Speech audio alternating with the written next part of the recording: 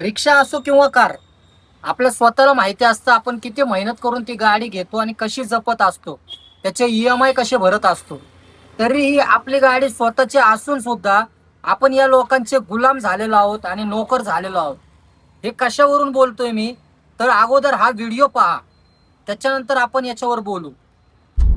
Toll टोके जरा बात कर लो यार, ड्राइवर से कुछ क्या रहा है ये? हाँ भाई।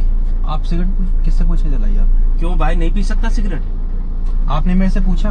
क्या पूछने की जरूरत है? आपने मेरे से पूछा, आप सिगरेट जला दी। भाई साहब क्या जरूरत है, मुझे ये तो बताओ, मुझे किससे आप पूछना मेरी भाई? गाड़ी में बैठे हो ना? किसकी गाड़ी है ये? टैक्सी है। तो टैक्सी है तो मेरी, मैं चला रहा हूँ ना। आपने गाड़ी खरीद थोड़ी ना ली है सर। अरे भाई मैंने मैं गिरा दिया, लाउड- मैं बारिश सर, में कहाँ जाऊंगा यार, मैं कैसी लाउड बात नहीं कर रहे हो करता, मैं आप? अपनी गाड़ी में स्मोकिंग लाउड नहीं करता। नहीं, आप क्यों उतरिए। यार, मैंने पी ली, दुनिया क्या करेगी यार नहीं इसमें? नहीं, मेरे को पैसे नहीं चाहिए। आप कोई बात नहीं, बैठो यार, यार। ऐसा थोड़ी होता है यार, ऐसा नहीं होता है। मैं अलाउ नहीं करता हूँ।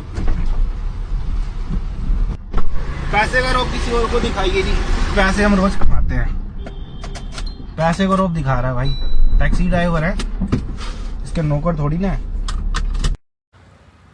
तर बघितलं ना मित्रांनो, ड्रायव्हरवर सध्या ही वेळ आलेली आहे, त्यांनी आपापल्या रिक्षामध्ये किंवा कारमध्ये नो स्मोकिंगचा बोर्ड लावून फिरलं पाहिजे. अनेक कस्टमर चांगले असतात आणि अनेक कस्टमर या कस्टमर सारखे असतात. अनेक जणांना असं वाटतं की आम्ही गाडी बुक केली म्हणजे गाडीचे मालकच झालो आणि हे नोकर, आम्ही गाडीत कसंही उघडं नागडं फिरलं तरी चालेल, आम्हाला कोणी बोललं नाही पाहिजे कारण आम्ही पैसे देतोय ना. अहो, पैसा ड्रायव्हर कसाही कमवतो, पैशाचं लालच तुम्ही कोणाला देताय, पैशाची गुर्मी कोणाला दाखवताय? त्या ड्रायव्हरला अहो, जो दिवस रात्र कष्ट करून 12-12 तास गाडी पळवून 4 पैसे कमवून पोटासाठी फॅमिलीसाठी घरी नेतोय आणि तुम्ही त्या ड्रायव्हरला तुमच्या पैशाची गुर्मी जोर दाखवताय का? अरे असले ड्रायव्हर आहेत ना, या तुमच्या पैशावर थुकतात. या असल्या पैशाची गरमी या ड्रायव्हर लोकांना नका दाखवू आमच्यासारख्या. 100-200चं भाडं असतं त्यात तुम्ही अशी तुमची फुगिरी दाखवता, त्याला काय अर्थ आहे? काय गरज आहे तुम्हाला त्या गोष्टीपर्यंत जाण्याची, ड्रायव्हरच्या मनाशी खेळण्याशी? अनेक कस्टमर बघतो आपण, ओला उबर रॅपिडो बुक करतात आणि गाडीची वाट बघतात आणि लगेच सिगरेट पेटवतात.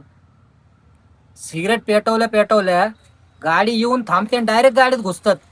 त्यावेळेस ड्रायव्हर त्यांना अडवतो, बोलतो की बाबा तुम्ही सिगरेट बाहेर विझवून गाडीत बसा, तुमच्यानंतर जे प्रवासी बसणार आहे त्यांना त्या धुराचा त्रास होतो, काहींना दम्याचा त्रास असतो, तो वास गाडीत फिरत असतो, घुमत असतो. सिगरेटचा एक जरी कस गाडीत बसून मारला ना, दिवसभर त्याचा वास जात नाही. मग त्या वासाचा त्रास त्या ड्रायव्हरला होणार नाही का? किंवा येणारे बसणारे पॅसेंजर त्यांना होणार नाहीत का? त्यामुळे तो तुम्हाला खटकतो ना.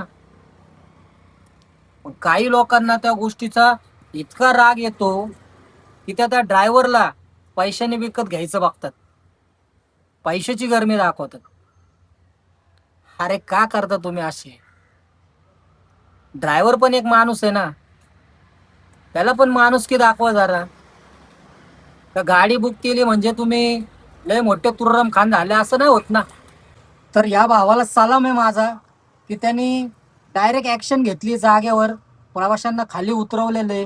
कारण जर तुम्हाला कोण अशी नाडानाडीची भाषा करत असेल तर त्याच भाषेत तुम्ही सुद्धा त्या लोकांना असं उत्तर दिलं पाहिजे. मित्रांनो, कसं आहे माहिती आहे ना, आपण जेवढं रिस्पेक्टली वागतो ना, समोरचा पण आपल्यावर तेवढंच रिस्पेक्टली वागला पाहिजे.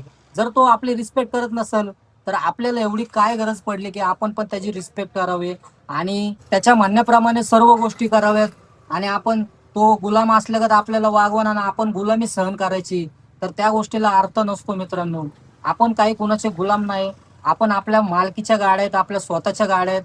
आपण स्वकष्टाने खूप मेहनतीने या गाड्या उभ्या केलेल्या असतात.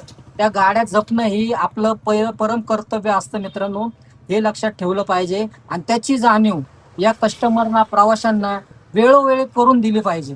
व्हिडिओ आवडला असेल तर आपल्या मित्र बांधवांना नक्की शेअर करा आणि चॅनलवर नवीन असेल तर सबस्क्राईब करायला विसरू नका. धन्यवाद. जय महाराष्ट्र.